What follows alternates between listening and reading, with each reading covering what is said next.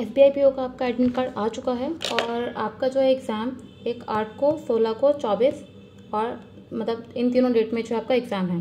तो अब जो है आप लोगों को आगे अभी जितने भी डेज बचे हैं, जैसे 8 को है जिनका एग्ज़ाम उनके लिए 1 वीक बचा है, 16 को है उनका 2 वीक, ठीक है, और 24 को 3 वीक्स। तो सबके लिए अलग अलग स्ट्रैटेजी बताने वाली हूँ और किस तरीके से आपको फॉलो करना है।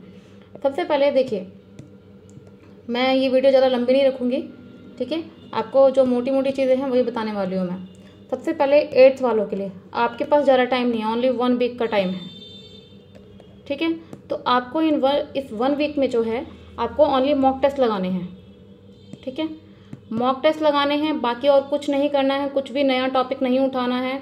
जीए को अभी साइड में रख देना है, ठीक है। अगर आप लोग जीए की प्रिपरेशन कर रहे हो तो जीए को भी साइड में रख दीजिए, क्योंकि अभी पहले प्रीलिम्स पे फोकस करने की ज़रूरत है 1 हफ्ते में, ठीक है। उसके बाद जो रह गया है आपका तो उसमें आप कर सकते हैं आगे, ठीक है। दूसरा, मॉक टेस्ट आप लगा तो रहे हो लेकिन एक सीटिंग में लगाना है। ऐसा नहीं कि आधा मॉक टेस्ट अभी छोड़ दिया बाद में देख लेंगे, ऐसा नहीं करना है। आपको मॉक टेस्ट फुल सीटिंग में लगाना है, ठीक है, और साथ में उसको एनालाइज करना है। और एनालाइज किस तरीके से करना है मैंने आपको पहले जो भी मॉक टेस्ट की वीडियो है मैं आपको ऑलरेडी बता चुकी हूँ। देखना है कहाँ पे आपके क्वेश्चंस गलत हैं, कहाँ पे आपके ठीक हैं तो वहाँ पे टाइम कितना लग रहा है, तो उन चीज़ों को देखना है और इम्प्रूव करना है अपने नेक्स्ट मॉक टेस्ट में। और जहाँ पे आपकी गलतियाँ हो रही हैं, स्किप कर रहे हो क्वेश्चन, वहाँ पे आप लोगों को क्या करना है कि उनको देखना है वो टॉपिक कौन सा है। और आप लोगों ने नोट्स बनाए होंगे टॉपिक्स वाइज, ठीक है, जो मैं आपको ऑलरेडी पहले वीडियो में बता चुकी हूँ। तो आपको उस तरीके से जो है ये चीज़ें करनी है, ठीक है। मॉक टेस्ट से बस आपको क्या करना है, आपको अपनी गलतियाँ सुधारनी है, ठीक है, कुछ भी नया टॉपिक नहीं करना है और जीए को अभी छोड़ देना है, स्किप कर देना अभी जीए को, ठीक है। ये बात रही आपकी 8th की। अब जिन लोगों का 16 तारीख को एग्ज़ाम है, 16 तारीख वालों को क्या करना है, सेम मॉक टेस्ट देने हैं, ठीक है। अंतर इतना रह जाएगा, कुछ ऐसा डिफरेंस मैं बताने वाली नहीं हूँ तीनों एग्ज़ाम की डेट में, कि यहाँ पे आपको ज़रा टाइम आपके पास है नहीं, ठीक है, जिनका भी 8th को शिफ्ट है, ठीक है। जो 16th को है उनके पास थोड़ा ज़्यादा टाइम होगा और जो 24 को है उनके पास ज़्यादा। लेकिन एक चीज़ आपको याद रखनी है कि आपको बिल्कुल भी ये चीज़ अपने आप में डिमोटिवेशन नहीं लेके आनी है कि जिनका पहले एग्ज़ाम हो गया, लाइक जिनका 8th को है एग्ज़ाम, ठीक है, उन लोगों से आप ऑब्वियसली अटेम्प्ट्स पूछोगे कितने अटेम्प्ट्स रहे, ठीक है, वो बताएंगे 90+ हो गए। मैं एक बात बता रही हूँ, ठीक है, पीओ है, ऑल्दो मुश्किल होते हैं 90+ करना, ठीक है। तो आप उनके अटेम्प्ट्स देख के एकदम घबरा जाते हो, तो आपको घबराना नहीं है। होता क्या है, जो लोग ज़्यादा हाईएस्ट करके आते हैं ना, ऐसा नहीं कह रहे कि सब लोगों के गलत होते हैं, लेकिन कुछ लोग ऐसे मिलेंगे जो विदाउट एक्यूरेसी करके आते हैं, ठीक है। तो उनके अटेम्प्ट से मत जाइए, मेन जो चीज़ होती है आपकी एक्यूरेसी। अगर किसी ने 56 भी किए हैं, 55 किए हैं, ठीक है, 50 भी किए हैं, और अगर वो फुल एक्यूरेसी से हैं, तो वहाँ पे आपका नॉर्मलाइजेशन के थ्रू जो है आपका जरूर मार्क्स पड़ेंगे, ठीक है। आपको अपनी एक्यूरेसी पे ध्यान देना है, दूसरों के अटेम्प्ट्स पे बिल्कुल ध्यान नहीं देना है। जिन लोगों का भी, ठीक है, बाद में एग्जाम्स हैं, बाद में शिफ्ट है, जिन लोगों की 16-24 को है, या फिर 8th वाले एग्जाम की शिफ्ट में ही अगर सेकंड शिफ्ट वाले फर्स्ट अटेम्प्ट वालों से पूछ रहे हैं तो शिफ्ट पे मत जाइए, ठीक है। लेवल, बस आपका लेवल जो है थोड़ा थोड़ा अप होता रहता है। जैसे फर्स्ट शिफ्ट हो गई आपकी, उसमें थोड़ा ईजी लेवल आएगा, ठीक है। सेकंड में थोड़ा सा या फिर इसी के मतलब सेम ही रहेगा। थर्ड में थोड़ा सा लेवल अप हो जाएगा, फोर्थ में ऐसे लेवल अप। तो ऐसा नहीं होता, IBPS क्या करता है, नॉर्मलाइजेशन करता है, और वो नॉर्मलाइजेशन करता है शिफ्ट के डिफरेंस पे। कौन से शिफ्ट के डिफरेंस पे, जो भी आपका टफ लेवल होता है, ठीक है। तो इस तरीके से आपको चीज़ें करनी है। और जो मैं आपको ये बता रही हूँ कि हाँ भाई, आपको दूसरे के अटेम्प्ट्स को नहीं देखना है, आपको अपने ऊपर फोकस करना है। कुछ भी आपको ये लेके नहीं जाना कि हाँ भाई मुझे एग्जाम में जो है इतने क्वेश्चन करने हैं, कि मुझे 80 करके आने हैं या मुझे 70+ क्रॉस करके आने हैं। ये चीज़ माइंडसेट मत लेके जाना। क्यों नहीं लेके जाना, बहुत आपको बोलते होंगे कि लेके जाना है। क्या होता है कि आपका माइंड ना वहीं फोकस हो जाता है, आप लोग बस क्वेश्चन करने पे फोकस रहते हो, ये नहीं देखते हो कि वहाँ वो क्वेश्चन बनेगा या नहीं बनेगा। आप वहाँ पे टाइम जो है अपना वेस्ट कर देते हो, ठीक है। तो क्वेश्चन आपको वही करने हैं जो आपको आते हैं, तुक्काफिकेशन का यूज़ नहीं करना है आप लोगों को, ठीक है।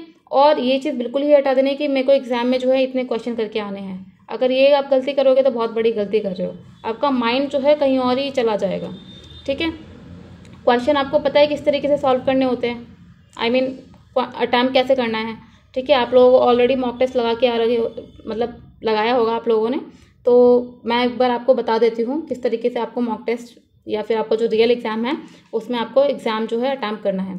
सबसे पहले देखिए, मान लीजिए आपका क्वांट है, क्वांट में जो क्वेश्चंस होते हैं आपको 2 मिनट देना है उनको रीडिंग पूरा देखने के लिए, ठीक है। और उन 2 मिनट में आपको करना क्या है, उन 2 मिनट में आपको करना है कि फर्स्ट क्वेश्चन जैसे मान लीजिए आपका आ गया सिंप्लीफिकेशन का, ठीक है। आपको पता है कि क्वेश्चन सिंप्लीफिकेशन से 3 से 5 आते हैं, ठीक है। तो आपको थर्ड क्वेश्चन पे स्किप करके जाना है, सीधा थर्ड क्वेश्चन पे चाहिए। देखा कि हाँ यहाँ पर भी सिंप्लीफिकेशन है तो फोर्थ एकदम देखिए और इन क्वेश्चन को मार्क फॉर रिव्यू कर दीजिए। ये मत कीजिए कि आप इनको सॉल्व करने बैठ गए, अभी सॉल्व नहीं करना है, इनको अभी नहीं सॉल्व करना है, आपको 2 मिनट में सिर्फ क्वेश्चन आपको एक बार नज़र डालनी है, ठीक है।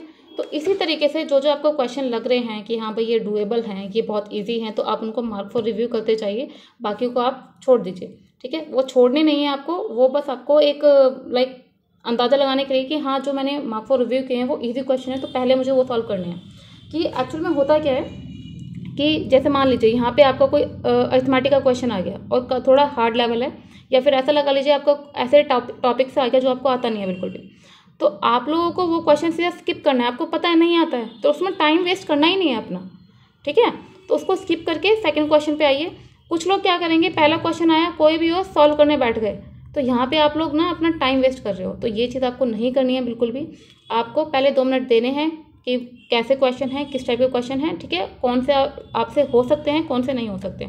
उसके बाद आपको क्वेश्चन जो है 2 मिनट के बाद अटैम्प्ट करने हैं, ठीक है। क्योंकि देखिए सिंप्लीफिकेशन में बहुत कम टाइम लगता है। अब यहीं पे आप पहले लेके बैठ गए अरिथमेटिक को, यहाँ पे आपने 5 मिनट उस क्वेश्चन में लगा दिए, उन 5 मिनट में आपका सिंप्लीफिकेशन भी हो जाता और क्वाड्रेटिक इक्वेशन भी हो जाते। और आपके 10 क्वेश्चन इजीली बन जाते हैं यहाँ से 5 मिनट में, ठीक है। ज़्यादा क्वाड्रेटिक अगर आप लोगों की स्पीड अच्छी है तो ज़्यादा टाइम नहीं लेता है, 2 मिनट लेगा, 2 से 3 मिनट, ठीक है। तो इस तरीके से जो है आपको अटैम्प्ट करना है। सेम रीजनिंग के लिए, रीजनिंग में भी आपको यही करना है, 2 मिनट देने हैं क्वेश्चन को देखने के लिए। सबसे पहले आपको जो है आपका सिलॉक्स हो गया, ठीक है, और आपका डायरेक्शन सेंस हो गया, जो भी मिसलेनियस होता है उन क्वेश्चंस को देखना है। पजल्स को बाद में करना है। बहुत लोग बोलेंगे पजल्स पहले करना है। पजल्स में क्या होता है कि एक तुक्के वाली बात लगा लीजिए कि बन गई तो पहली बार में बन गई, नहीं तो आप अटक गए उस पजल में, ठीक है। तो यही चीज़ होती है, ठीक है। तो इसलिए मैं आपको कह रही हूँ मिसलेनियस जो ईजी होते हैं, जो टाइम कंज्यूमिंग कम होते हैं, जो आपके 1 से 2 मिनट में क्वेश्चन हो जाएं, तो वो पहले आपको करने हैं मिसलेनियस में। उसके बाद आपको पजल्स उठानी है। पजल्स में भी आपको मार्क फॉर रिव्यू करके रखना है, ठीक है, कि ये वाली पजल जो है ईजी है तो ये पहले मैं करूँगा, ठीक है। इस तरीके से क्वेश्चन करने हैं। सेम इंग्लिश में भी आपको टाइम ऐसे पार्टीशन कर लेना है। पहले मिसलेनियस करने हैं, आरसी को सबसे लास्ट में करना है। आरसी इज टाइम टेकिंग, तो वहाँ पे आपको टाइम भी लगेगा देखने में, पढ़ने में, समझने में, क्वेश्चन देखने में। तो जो भी टाइम टेकिंग वाली चीज़ है उनको लास्ट में रखिए, जो डूएबल चीज़ें हैं उनको पहले रखिए अटैम्प्ट करने में। तो ये सब तरीका था।